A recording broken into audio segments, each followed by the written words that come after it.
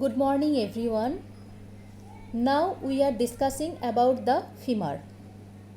The femur or thigh bone is the longest and strongest bone of body. The length of the femur is 45 centimeter in an adult. That means the length of the femur is 1/4 of the height of an average individual. The body of the femur is buried in the muscle.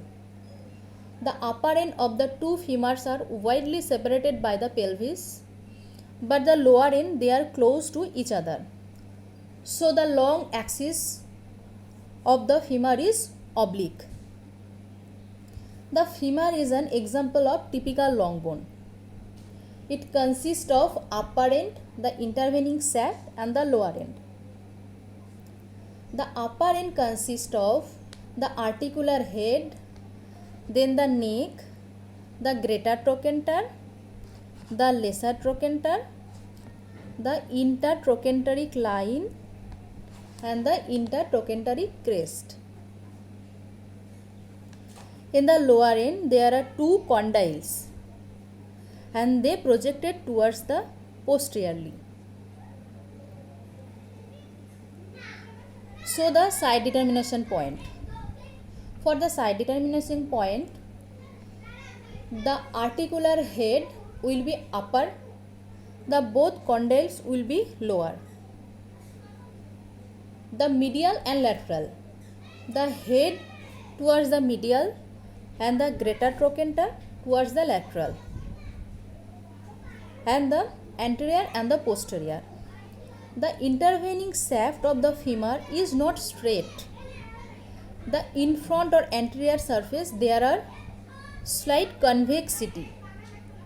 So the anteriorly there is convex, and in the posteriorly there is a broad ridge. This is called the linea aspera. So the head above, the both condyles lower, the articular head towards the medial and the greater trochanter towards the lateral, the convexity of the shaft towards the anterior, and the linea aspera toward the posterior.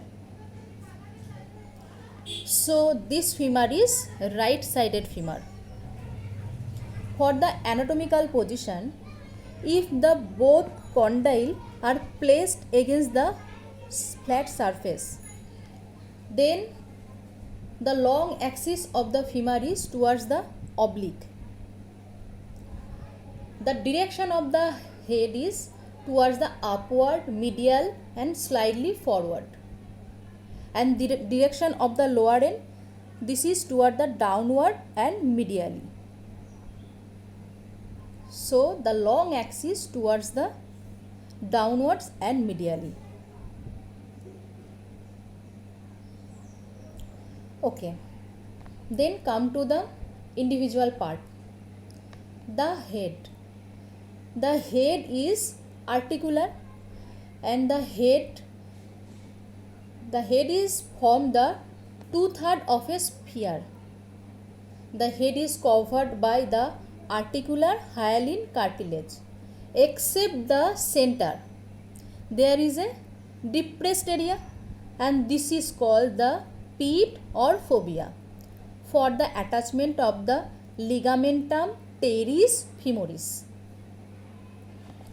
The head fits as a ball in the acetabulum and form the hip joint. Then neck. The neck forms the junction with the head and the shaft. For the neck, there is upper border, the lower border, the anterior surface, the posterior surface. The upper border, this is concave. The lower border, this is oblique. The anterior surface rough, and the posterior surface convex from above to below and concave from side to side. In the anterior surface there are rough rugae, and this is for the attachment of the retinacular part of the capsule. Okay, then greater trochanter. See, this is greater trochanter. The greater trochanter is a elevation from the junction of the neck and shaft. For the greater trochanter, there is rough anterior surface, then quadrilateral lateral surface, and then medial surface. The anterior surface is rough, the lateral surface is quadrilateral. See, in the lateral surface there is a oblique diagonal ridge, and the direction of the diagonal ridge is